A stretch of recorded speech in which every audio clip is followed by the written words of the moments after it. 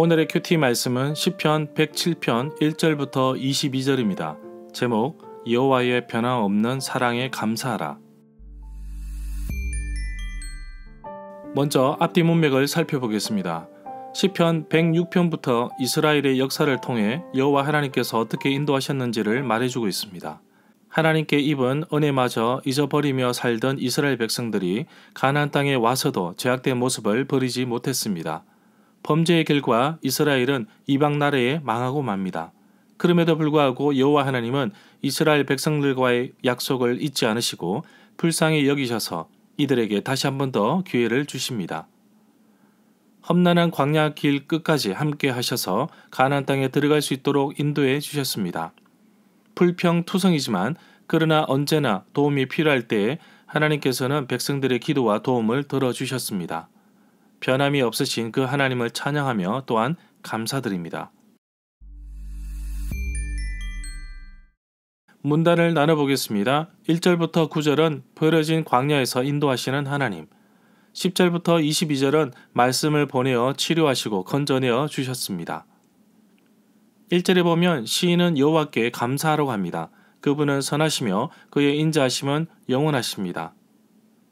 2절부터 3절에 보면 여호와께 구원, 속량받은 사람들에게 여호와께서 여러분을 대적의 손에서 구원해 주시고 주님께서 모든 나라들 가운데서 불러 모으시고 동서남북 사방으로부터 모은 사람들임을 말하라고 합니다.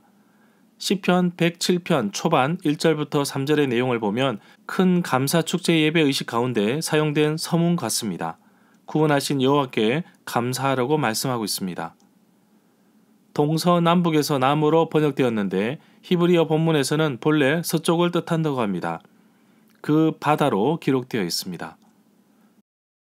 4절부터 5절에 보면 어떤 사람들은 버려진 광야 사막에서 길을 잃고 방황하는 사람들이 배가 고프고 목이 말라 영혼이 다 기력이 빠져 피곤하였는데 그 고난 가운데서 여호와께 부르짖을 때에 여호와께서 그들의 고통에서 건지셨다고 말씀하고 있습니다. 이렇게 광야에서 길을 잃고 방황하는 것을 황무지에서 짐승이 부르짖는 으로 표현하였습니다. 신명기 32장 10절에 나옵니다. 여호와께서 이들을 만나주시고 보호해주시고 자기의 눈동자같이 지키셨다고 말씀하고 있습니다. 환난 중에 여호와께 부르짖을 때에도 그들의 고통에서 구원해 주셨습니다. 19절에서도 그들의 고통 때문에 여호와께 부르짖음에 여호와께서 그들의 고통에서 구원해 주셨다고 말씀하고 있습니다. 하나님의 백성들, 하나님의 자녀인 우리도 어려움과 고통 가운데 있을 때 해야 할 것은 바로 우리 주님만 바라보며 기도하고 나아가는 것입니다. 찾고 부르짖으면 만나주십니다. 우리의 기도를 들어주십니다.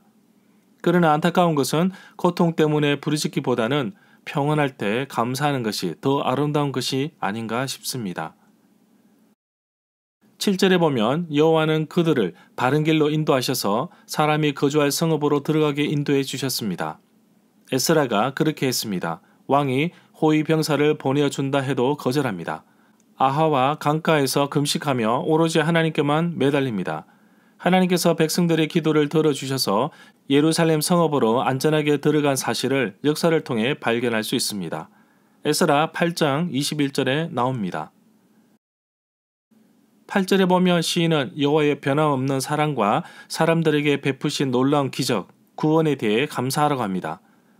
이 구절은 15절, 21절, 31절에서도 반복되어 나옵니다. 10절에 보면 어떤 사람이 어둡고 캄캄한 곳에 살고 있는데 고통과 쇠사슬이 묶인 것이 마치 죄수들과 같다고 말합니다.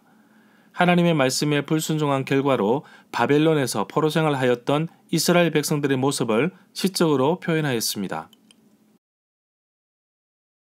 11절부터 12절에 보면 마치 죄수와 같은 이들은 하나님의 말씀을 거역하며 가장 높으신 분의 뜻을 저버렸던 자들입니다.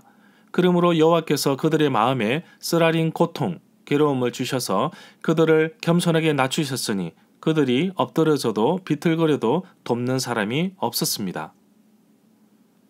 13절에 보면 고통 속에서 엎드려지고 비틀거리지만 고통 가운데서 여호와께 부르짖을 때에 여호와께서 그들을 고난 가운데서 구원해 주셨습니다. 13절과 유사한 구절은 6절, 19절, 28절에 나옵니다.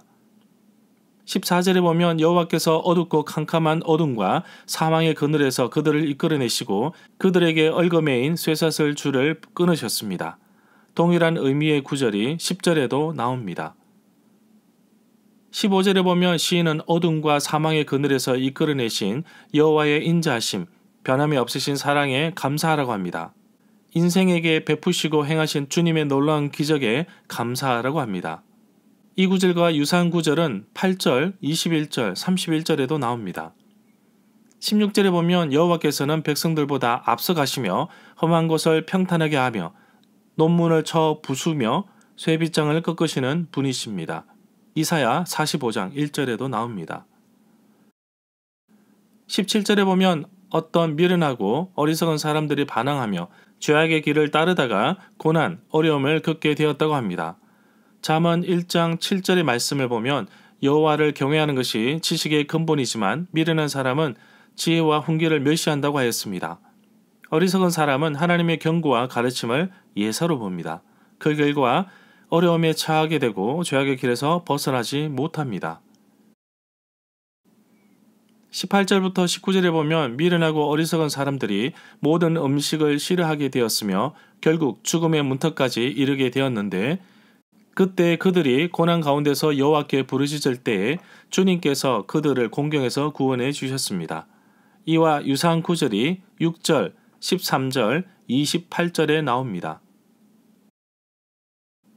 20절에 보면 여호와께서 말씀을 보내어 그들을 치료하시고 그들을 멸망의 구렁에서 끌어내어 주셨습니다. 여호와 하나님께 부르짖을 때 나를 고치셨다고 말씀하고 계십니다. 또 내 영혼을 서울에서 끌어내어 나를 살리셔서 무덤에 내려가지 않게 하셨다고 고백하고 있습니다. 이러한 내용은 시편 30편 2절부터 3절에도 나옵니다. 21절부터 22절에 보면 여호와의 인자하심을 찬양하며 사람에게 베푸신 주님의 놀라운 구원을 감사하라고 합니다.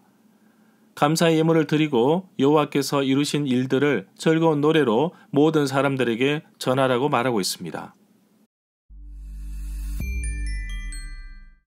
절마다 상세한 설명과 구절 해석, 핵심 내용과 중심 줄거리는 네이버 블로그에 올려져 있습니다.